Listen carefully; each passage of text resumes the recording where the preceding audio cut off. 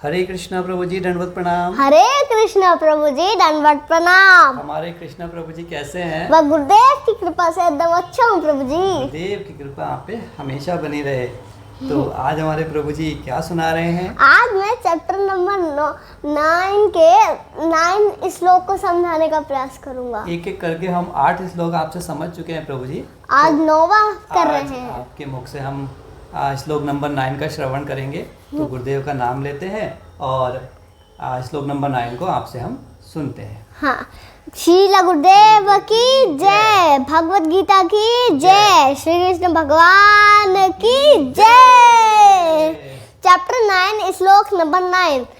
न चमा मतानि कर्माणि निवर्तन्ति धनंजय उदासीन व्रत आसीनम असक्तम तेषु कर्मसु। एक बार फिर से सुना दीजिए प्रभु जी।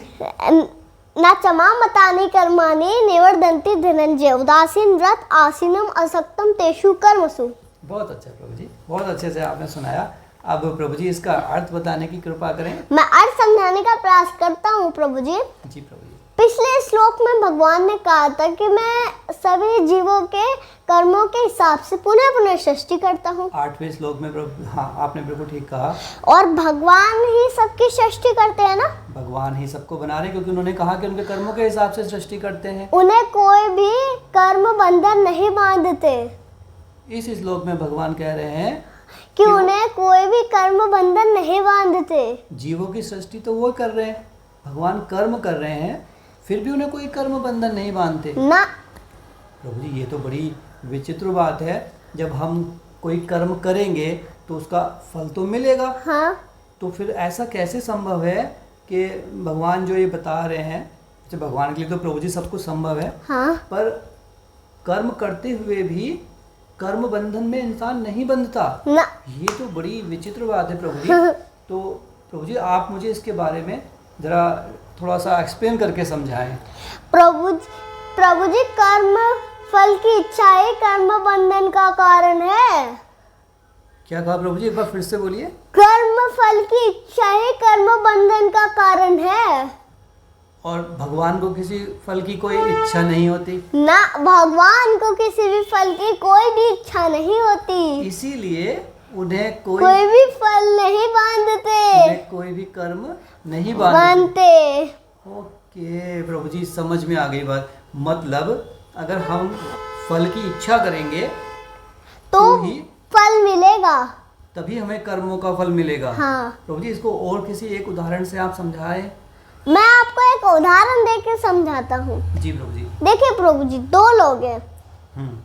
एक बाहर नौकरी जाके पैसे कमा रहा है, एक दूसरों के घर में चोरी करके कमा रहा है, पर कर्म दोनों कर रहे हैं। बिल्कुल सही बात है, दोनों ने कर्म किया है और फल भी दोनों को मिलेंगे।